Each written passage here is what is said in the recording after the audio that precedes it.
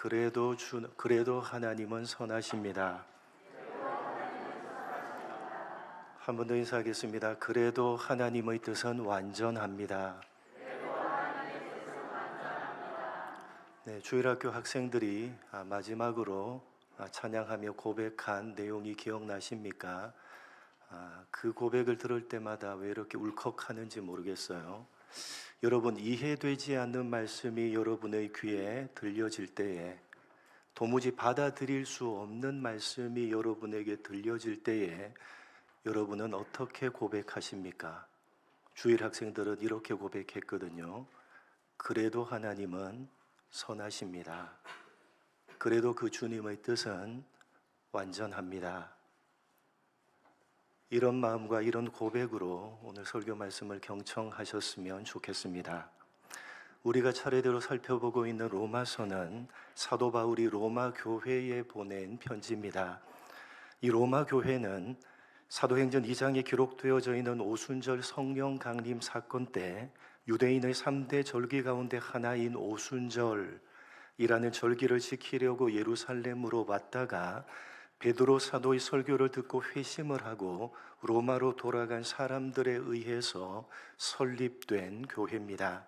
사도 바울은 여러 차례 이 로마 교회를 방문하려고 했지만 그때마다 번번이 사정이 생기면서 단 한 번도 방문하지를 못했습니다.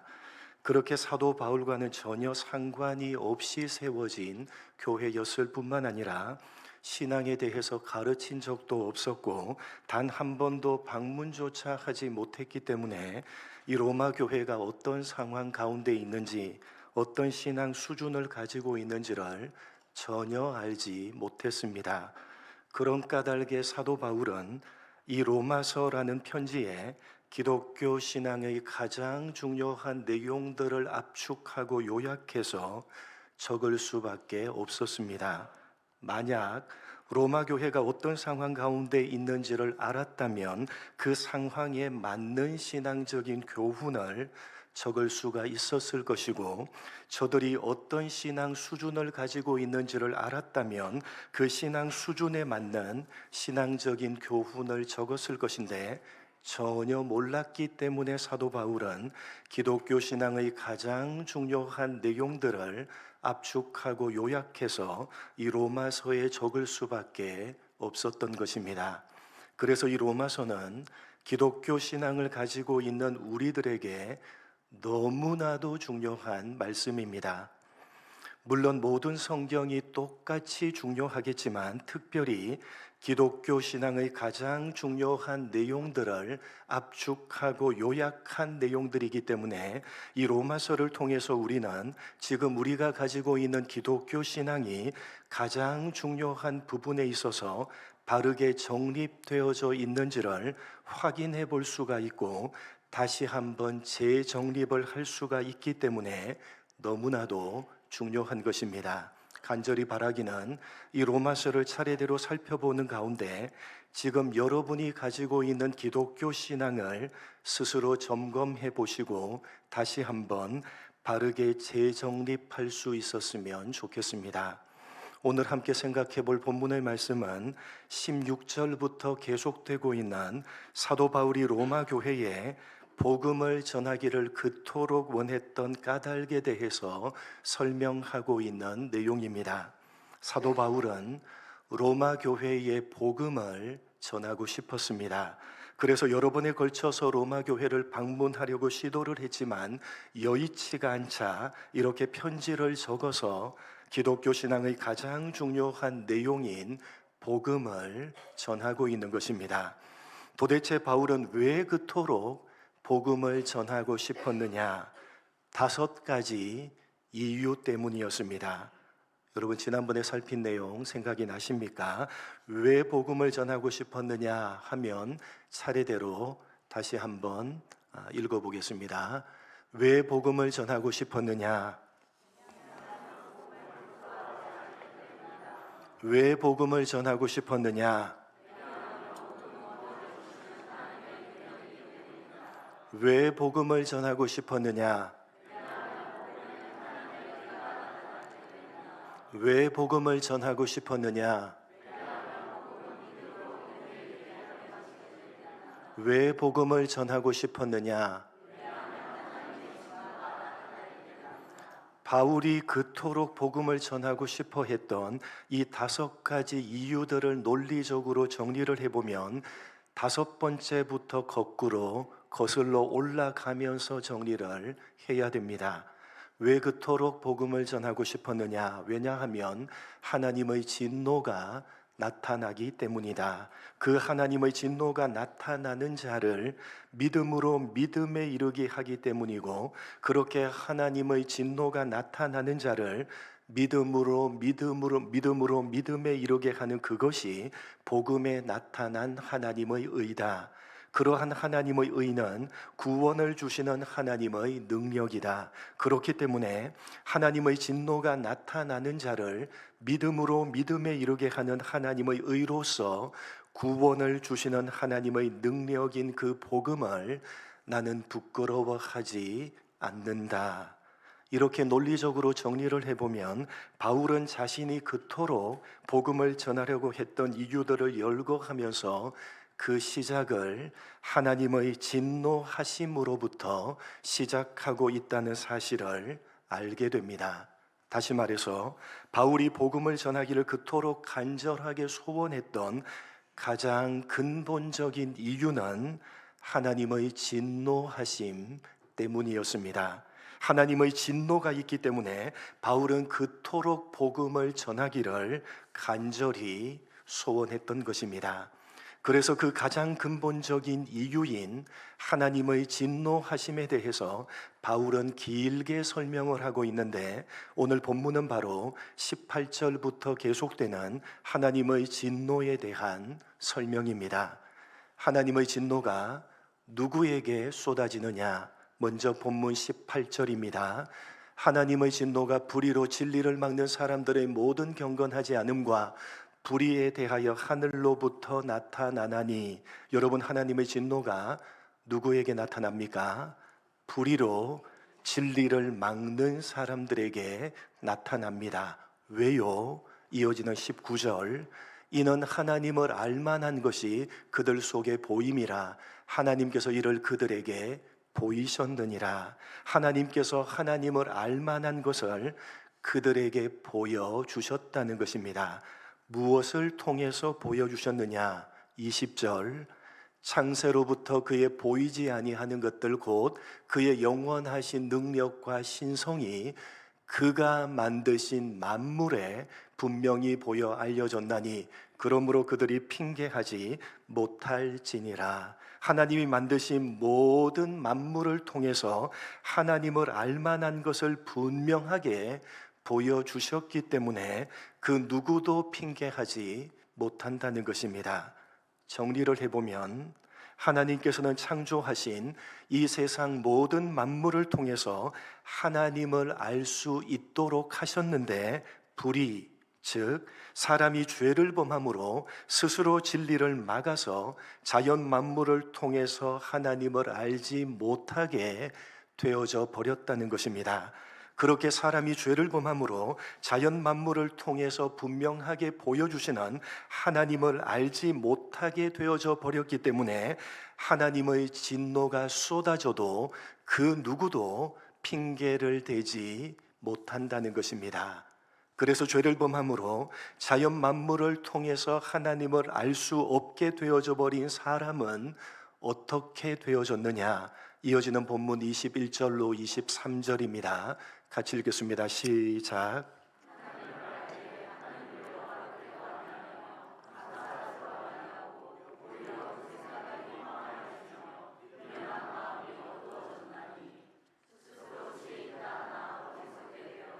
썩어지지 아니하는 하나님의 영광을 썩어질 사람과 새와 짐승과 기어다니는 동물 모양의 우상으로 바꾸었느니라. 여러분, 죄를 범함으로 자연 만물을 통해서 분명하게 보여주시는 하나님을 알지 못하게 되어버린 사람은 어떻게 되어졌습니까? 하나님을 영화롭게 하지도 않고 하나님께 감사하지도 않게 되어져 버렸습니다. 오히려 마음과 생각이 허망하여지고 어두워져서 하나님의 영광을 동물 모양의 우상으로 바꾸어 버리게 되어졌습니다. 그래서 하나님께서는 그렇게 죄를 범하여 타락한 사람에게 하나님의 진노를 쏟아 부으셨는데, 그 진노는 그냥 그렇게 살도록 내버려 두시는 것입니다. 본문 24절로 25절입니다. 같이 읽겠습니다. 시작. 그러므로 하나님께서 그들의 마음의 정욕대로 더러움에 내버려 두사 그들의 몸을 서로 욕되게 하게 하셨으니, 이는 그들이 하나님의 진리를 거짓 것으로 바꾸어 피조물을 조물주보다 더 경배하고 섬김이라. 주는 곧 영원히 찬송하실 이시로다. 아멘. 스스로 죄를 범하고 타락해서 자연 만물을 통해서 분명하게 보여주시는 하나님을 알지 못하게 되어버린 채 하나님을 영화롭게도 하지 않고 하나님께 감사하지도 않으며 오히려 동물 모양의 우상을 하나님보다 더 경배하고 섬기는 사람에게 하나님의 진노를 쏟아 부으시는데, 그 진노는 그냥 그렇게 살도록 내버려 두시는 것입니다. 여러분, 오늘 사도 바울은 자신이 왜 그토록 복음을 전하고 싶어 하는지를 5가지 이유를 들어서 설명하면서 가장 근본적인 이유인 하나님의 진노하심에 대해서 자세하게 설명하고 있습니다. 여러분, 모든 사람은 죄를 범하고 타락해서 하나님을 알지 못하게 되어져 버렸습니다. 하나님께서는 창조하신 모든 자연 만물을 통해서 분명하게 하나님을 알만한 것을 보여주시고 계시는데, 그럼에도 죄를 범하고 타락한 모든 사람은 하나님을 알지 못한 채 하나님을 영화롭게도 하지 않고 하나님께 감사하지도 않으며 오히려 하나님보다 우상들을 더 경배하고 더 섬기고 있습니다. 그래서 하나님께서는 죄를 범한 그 모든 사람들에게 하나님의 진노를 쏟아 부으시는데, 그 진노는 그냥 그렇게 살아가도록 내버려 두시는 것입니다. 하나님을 영화롭게 하지 않아도 그냥 그렇게 살도록 내버려 두시는 것입니다. 하나님께 감사하지 않아도 그냥 그렇게 살도록 내버려 두시는 것입니다. 하나님보다 우상을 더 섬기고 우상을 더 경배해도 그냥 그렇게 살도록 내버려 두시는 것입니다. 그렇게 하나님께서 그냥 그렇게 살도록 내버려 두시는 것, 그것이 하나님의 진노하심이요, 우리에게는 최고의 저주입니다. 여러분, 사도 바울은 유대인이나 헬라인이나 지혜 있는 자나 어리석은 자나 할 것 없이 세상 모든 사람들에게 빚진 자의 마음을 가지고 복음을 전하고 싶었습니다. 그래서 단 한 번도 방문조차 하지 못해서 일면식조차 없었던 로마 교회에도 편지를 보내서 복음을 전하고 있는 것입니다. 왜 그토록 복음을 전하고 싶었던 것이냐? 그 가장 근본적인 이유는 하나님의 진노하심 때문이었습니다. 하나님의 진노하심이 죄를 범하고 타락한 이 세상 모든 사람에게 쏟아지고 있다는 것입니다. 이 세상 모든 사람이 죄를 범하고 타락하여 하나님을 알지 못하게 되어버렸고, 그래서 하나님을 영화롭게도 하지 않고 하나님께 감사하지도 않으며 하나님이 아니라 우상을 섬기며 우상에게 경배를 하고 있다는 것입니다. 그런데 하나님께서는 그들에게 벼락을 내리지 않으시고 아무런 조치도 하지 않으신 채 그냥 그렇게 살아가도록 내버려 두고 계시다는 것입니다. 그것이 하나님의 최고의 진노하심이요, 사람에게는 최고의 저주라고 오늘 바울이 말하고 있는 것입니다.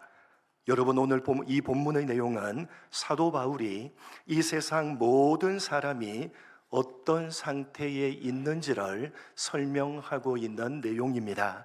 이 세상 모든 사람이 죄를 범하고 타락했기 때문에 하나님을 알지 못한 채 자기 마음대로 살아가고 있지만, 하나님께서는 아무런 조치도 취하지 않으시고 그냥 그렇게 살아가도록 내버려 두시는, 하나님의 최고의 진노가 쏟아지는 그런 상태에 모든 사람이 있다는 것입니다. 그래서 그런 상태에 있는 모든 사람에게 그토록 복음을 전하고 싶은 것이라고 바울이 말하고 있는 것입니다. 그런데 여러분, 그런 내용을 어디를 향해서 말씀하고 있는 것입니까? 어디를 향해서? 그런 내용을 바울은 로마 교회를 향해서 말씀하고 있다는 사실을 우리는 가슴에 새겨야 되는 것입니다. 여러분, 오늘 본문이 말씀하고 있듯이 이 세상 모든 사람은 죄를 범하고 타락하여 하나님을 알지 못한 채 자기 마음대로 이 세상을 살아가고 있습니다. 그럼에도 그들에게는 아무런 일도 일어나지 않습니다. 왜요? 하나님께서 그냥 그렇게 살도록 내버려 두시기 때문입니다. 최고의 하나님의 저주요, 최고의 진노하심입니다.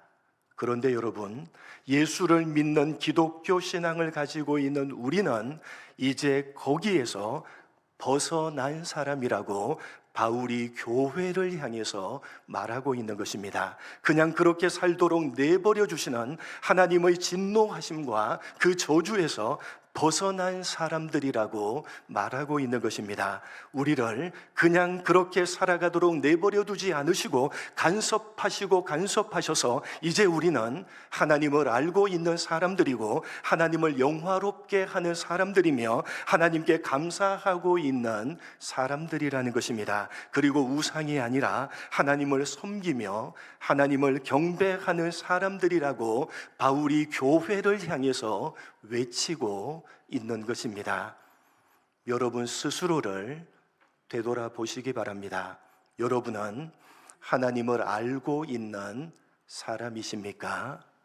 여러분은 하나님을 알고 있는 사람이십니까? 안다는 것은 머리에 일정한 정보를 가지고 있다는 것이 결코 아닙니다.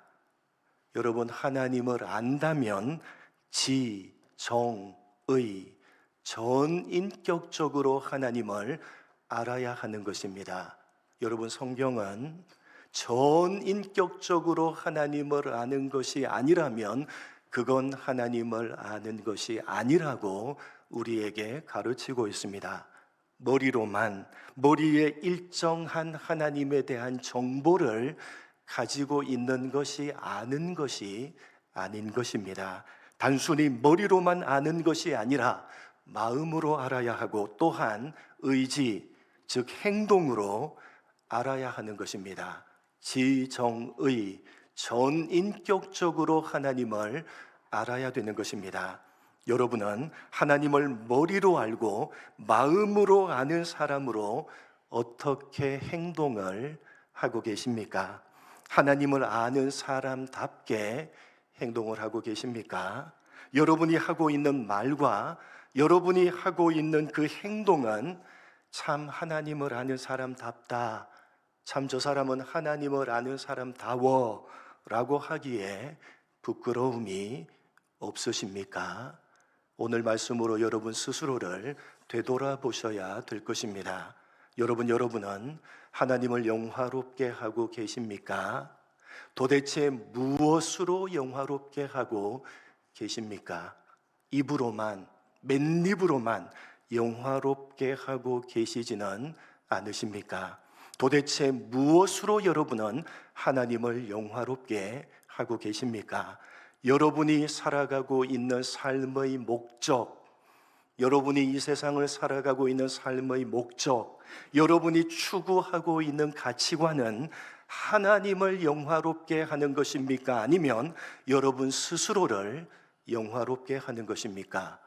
여러분은 이 세상을 어떤 가치관과 어떤 목적을 가지고 살아가고 계십니까? 그 가치관과 그 목적이 하나님을 영화롭게 하는 것입니까? 아니면 여러분 스스로를 영화롭게 하는 것입니까? 여러분 스스로의 신앙을 되돌아보셔야 될 것입니다. 여러분은 하나님께 감사하고 있으십니까?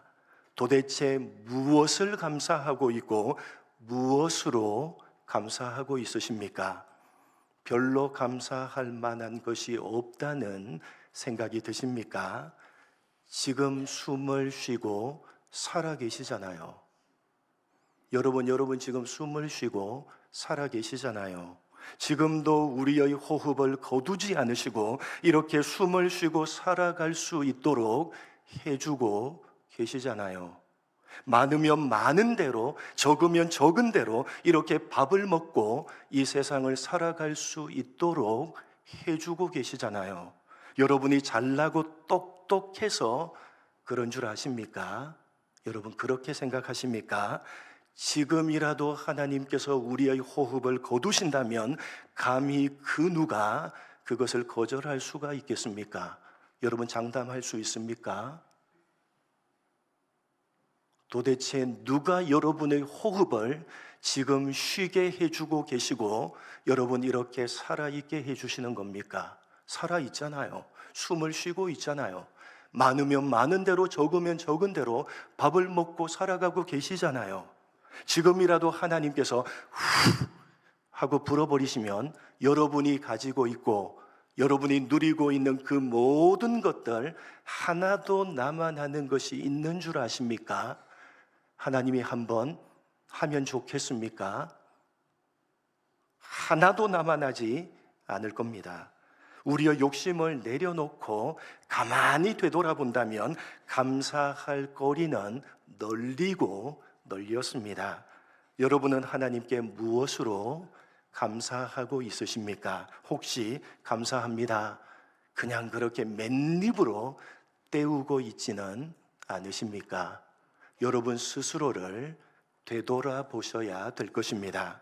여러분은 우상이 아니라 하나님을 경배하며 하나님을 섬기고 있으십니까? 다른 건 몰라도 우상 숭배만큼은 하지 않습니다. 너무 자신 있게 생각하지 마시기 바랍니다. 이게 제일 어려운 것입니다. 여러분 성경이 금하고 있는 우상 숭배는 하나님이 아닌 부처를 섬기고 마음에서 섬기는 그런 1차원적인 것이 결코 아닙니다. 25절 말씀에서 보듯이 하나님의 진리를 거짓 것으로 바꾸어서 피조물을 하나님보다 더 경배하고 섬기는 것이 우상 숭배입니다. 여기 조물주 보다 할 때 보다라고 번역된 헬라어 원어는 파라라는 단어로 위에라는 뜻을 가지고 있습니다.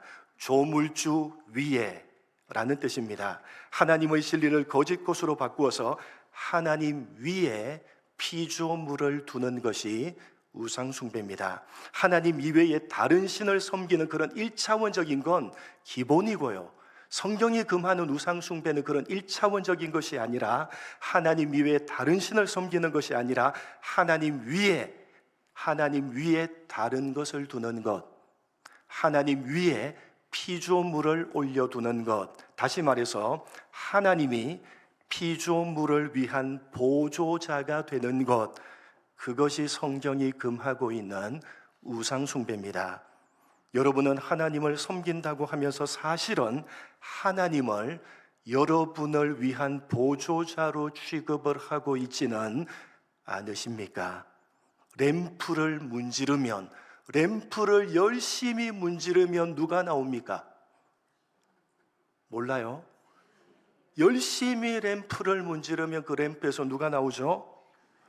진이, 많은 힘과 능력을 가지고 있는 진이가 나와서 램프를 문지른 그 사람이 원하는 소원을 이루어주는 것처럼 신앙이라는 이름으로 많은 능력을 가진 하나님을 불러서 여러분이 원하는 것을 이루려고 하는, 그것이 열심히 문질렀는데 그것이 잘 이루어지지 않으면 도대체 기도가 뭐가 필요하냐?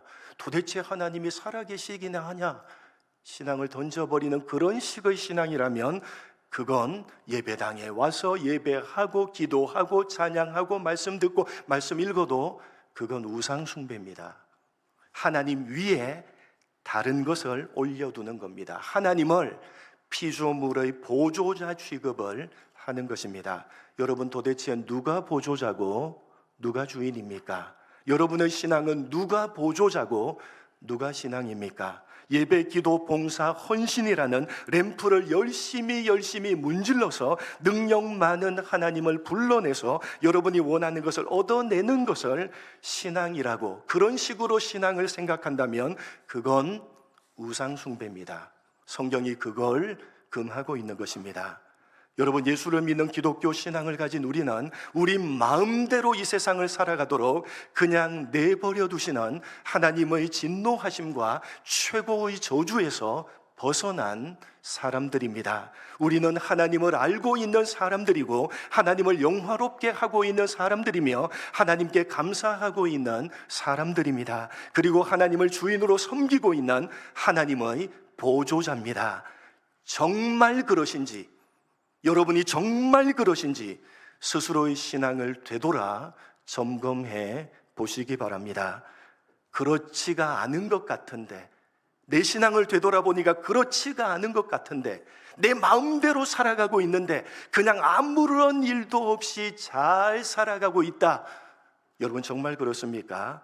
좋아하실 일이 아니라 그냥 그렇게 살아가도록 내버려 두시는 하나님의 진노하심이며 우리가 받는 최고의 저주입니다.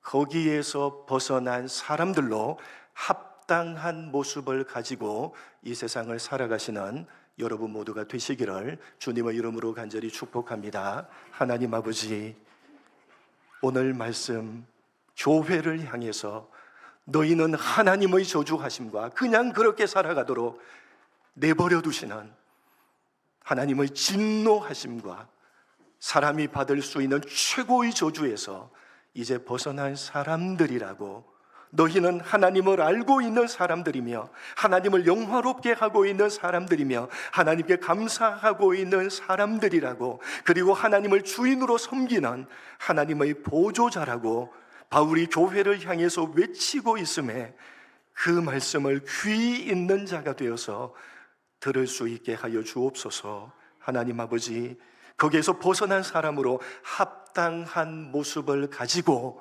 이 세상을 살아가는 우리 모두가 될 수 있도록 복을 내려 주옵소서. 예수님의 이름으로 기도드립니다. 아멘.